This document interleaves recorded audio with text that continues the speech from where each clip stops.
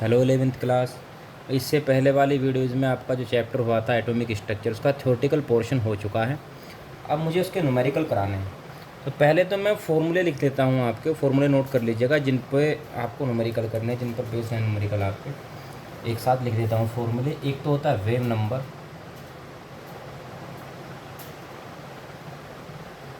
New lambda equal to होता है 1/वेव लेंथ। एक होता है velocity, velocity c equal to होता है न्यू इंटू लैम्बडा, या फ्रीक्वेंसी न्यू इक्वल टू हो जाएगा c बाई लैम्बडा। अच्छा, एक एक्सीलरेशन होता है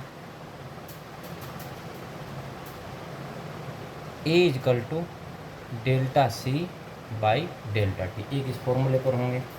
एक फॉर्मूला होगा आपका एनर्जी का, एनर्जी E इक्वल टू होता है एच न्यू, जहाँ एच है प्लैंक कांस्टेंट, जिसकी वैल्यू लिख देता हूँ H equal to 6.626 multiply 10⁻34 joule per second. जब हमको पता है कि न्यू इक्वल टू है सी बाई लैम्बडा, तो ई इक्वल टू हो जाएगा एच सी बाई लैम्बडा, क्योंकि न्यू इक्वल टू है सी बाई लैम्बडा। अच्छा, एक होता है टाइम पीरियड। टाइम पीरियड और फ्रीक्वेंसी का रिलेशन होता है frequency nu equal to 1/t, जहाँ t है आपका टाइम पीरियड। तो इन फॉर्मूलों पर आपके न्यूमेरिकल हैं। एक और आपको जानना है, एक्चुअली वो था, मैंने सोचा था कि फर्स्ट चैप्टर के बाद ही कराऊंगा ये वाले न्यूमेरिकल, लेकिन केवल एक एवोगाड्रो नंबर है, उसको जान करके इसके कुछ न्यूमेरिकल्स आप कर सकते हैं। तो फर्स्ट चैप्टर से केवल मैं एवोगाड्रो नंबर आपको बता देता हूँ। Avogadro number Na equal to होता है 6.023 मल्टीप्लाई 10⁻23, यानी कि किसी भी सब्सटेंस के 1 मोल में हमेशा इतने ही पार्टिकल होते हैं। 1 मोल क्या चीज़ है, एक बार ये मैं इसको और डिफाइन कर देता हूँ। 1 मोल का मतलब होता है किसी भी अगर मॉलिक्यूल है तो उसका मोलर मास, या फिर कोई एटम है तो उसका एटॉमिक मास, जितना ही अगर हम ग्राम लेते हैं तो मीन्स उसका 1 मोल ले रहे हैं। मतलब जैसे कि हम कहते हैं, बात कर रहे हैं H2O की बात कर रहे हैं। अगर हम बात करें H2O के मोलिकुलर मास की, तो कितना होगा, H के 2 और O का 16, यानी कि मीन्स कितना हो गया 18। H2O का मोलर मास 18 आ जाता है, तो इसके 1 मोल का मतलब होगा 18 ग्राम H2O, यानी कि अगर पानी के आपने 18 ग्राम तोड़ लिए, मीन्स आप उसका 1 मोल ले रहे हैं। तो किसी भी मॉलिक्यूल का जो मोलर मास होता है, अगर हमने उसके उतने ही ग्राम ले रखे हैं, तो मीन्स उसका हमने 1 मोल ले रखा है। या कोई एलिमेंट है जैसे कार्बन है, कार्बन का जो एटॉमिक मास होता है वो कितना होता है, 12 होता है। तो अगर आप 12 ग्राम कार्बन लेंगे तो मीन्स आप उसका 1 मोल ले रहे हैं। और 1 मोल में हमेशा कितने मॉलिक्यूल्स होते हैं, कितने पार्टिकल्स होते हैं। अगर वो कोई सब्सटेंस है, कंपाउंड है, तो उसका जो मॉलिक्यूल होंगे वो कितने होंगे, 6.023 मल्टीप्लाई 10⁻23। यानी कि अगर आप 18 ग्राम पानी ले रहे हैं, पानी के आपने 18 ग्राम तोल लिए हैं, और उसमें आप मॉलिक्यूल काउंट करेंगे तो हमेशा इतने मॉलिक्यूल निकल करके आएंगे। कार्बन के अगर 12 ग्राम आप ले रहे हैं तो कार्बन के 12 ग्राम में इतने मॉलिक्यूल मिलेंगे। मीन्स किसी भी सब्सटेंस के 1 मोल में हमेशा इतने ही मॉलिक्यूल होते हैं। ठीक है, तो उनको आप नोट कर लीजिए कि इसी के बेस पे आपके न्यूमेरिकल्स हैं। अच्छा, अब न्यूमेरिकल देखते हैं। 2.1 फर्स्ट न्यूमेरिकल है, calculate the number of electrons which will together weigh 1 gram, यानी कि 1 ग्राम में कितने इलेक्ट्रॉन हो सकते हैं। अच्छा, 2.1 का फर्स्ट, भाई एक इलेक्ट्रॉन का मास कितना होता है। अगर हम विरल इलेक्ट्रॉन की बात करें तो उसका मास कितना होगा, 9.1 मल्टीप्लाई 10⁻28 ग्राम।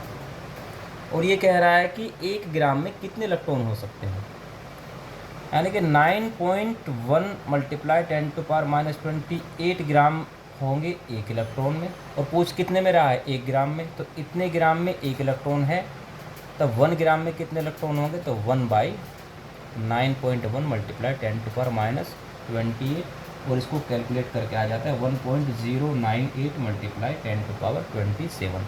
यानी कि अगर हम 1 ग्राम ले रहे हैं इलेक्ट्रॉनों का तो उस 1 ग्राम में हमेशा आपको इतने इलेक्ट्रॉन मिलेंगे। इसका आंसर हो गया। नेक्स्ट है इसका second part, calculate the mass and charge of 1 mole of electron. अगर हम 1 मोल इलेक्ट्रॉन ले रहे हैं तो उसका मास कितना होगा और उसका चार्ज कितना होगा। अच्छा, इसने पूछा है कि 1 मोल इलेक्ट्रॉन का मास कितना होगा। भाई 1 इलेक्ट्रॉन का मास कितना होता है, 1 इलेक्ट्रॉन का मास होता है 9.1 मल्टीप्लाई 10⁻28 ग्राम, या कह सकते हैं 9 अगर किलोग्राम में ले वो 9.1 मल्टीप्लाई 10⁻31 kg।